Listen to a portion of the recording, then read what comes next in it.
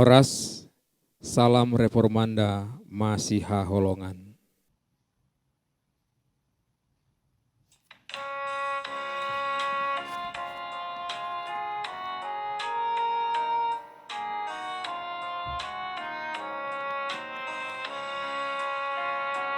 Pasahat masude hena lahinoso homi tude bata Jahowa odinga basai ai guru di ibana Dotano dot laut Lampedita hijolma Rohana donasang. Saudara-saudara yang terkasih di dalam Yesus Kristus, renungan untuk kita pada hari ini, Jumat 6 Mei 2022, diambil dari firman Tuhan 1 Petrus 2 ayat 23. Ketika ia dicaci maki, ia tidak membalas dengan mencaci maki. Ketika ia menderita, ia tidak mengancam, tetapi ia menyerahkan kepada Dia yang menghakimi dengan adil. Topik renungan kita pada pagi ini adalah menghakimi dengan adil. Disinilah orang Kristen memiliki kesempatan yang unik, yakni dengan memperhatikan teladan Kristus, agar kita dapat menanggung perlakuan buruk serta menunjukkan sikap lebih baik kepada orang lain. Sikap yang mampu menyerap perlakuan tidak adil, dapat menjadi orang terakhir dan tidak meneruskannya. Hal seperti inilah yang dinasihatkan oleh Petrus. Di sini Petrus mengajarkan bagaimana bersikap terhadap ketidakadilan, bukan seperti yang dilakukan oleh orang-orang tadi. Kita mesti belajar menyerap ketidakadilan dan Kristuslah yang menjadi teladan kita. Surat 1 Petrus ini ditujukan kepada orang-orang Kristen yang berada di provinsi-provinsi kerajaan Roma. Mereka sedang berada di dalam penindasan Kaisar Nero.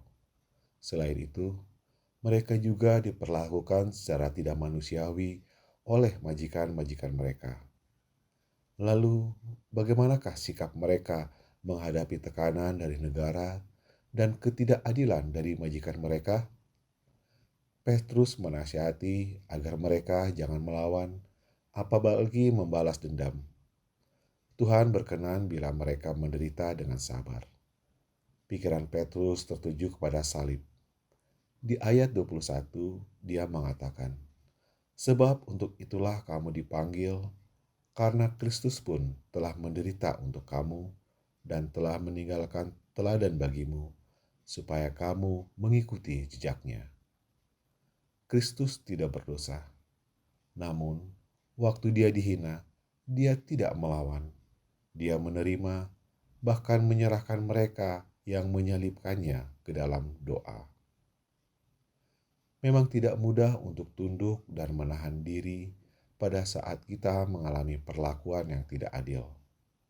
Sangatlah sulit bagi kita membalas kejahatan dengan kebaikan. Biasanya kita membalas yang jahat dengan kejahatan yang sama. Kita sangat sulit untuk mengalah dan tidak mau dirugikan. Kita sangat cepat membela diri. Kalau kita terpukul jatuh, maka kita akan segera bangkit untuk memberi balasan. Ia meninggalkan sebuah teladan bagi kita. Ikut teladan Kristus berarti kita harus menyelesaikan hidup menurut teladannya. Amin.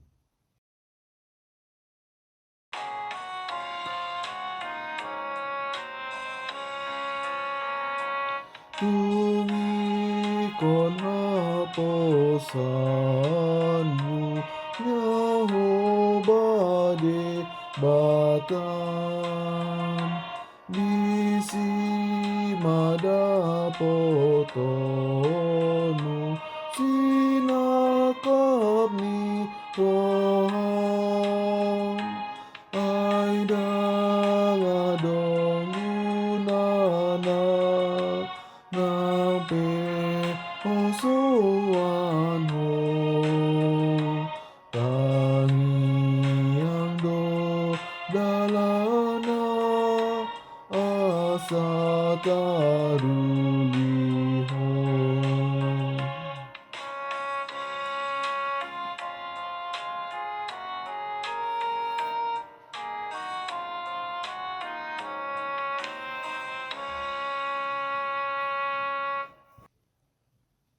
Mari kita bersatu di dalam doa Bapa kami. Bapa kami yang di sorga, dikuduskanlah namamu, datanglah kerajaanmu, jadilah kehendakmu di bumi seperti di sorga. Berikanlah kami pada hari ini makanan kami yang secukupnya, dan ampunilah kami akan kesalahan kami, seperti kami juga mengampuni orang yang bersalah kepada kami.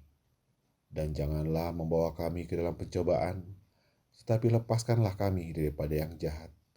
Karena Engkaulah yang mempunyai kerajaan, dan kuasa, dan kemuliaan sampai selama-lamanya. Amin. Anugerah dari Tuhan kita Yesus Kristus, kasih setia dari Allah Bapa, dan persekutuan dengan Roh Kudus yang menyertai kita dari sekarang sampai selama-lamanya. Amin. Demikian renungan kita pagi ini. Selamat berkarya bagi Tuhan.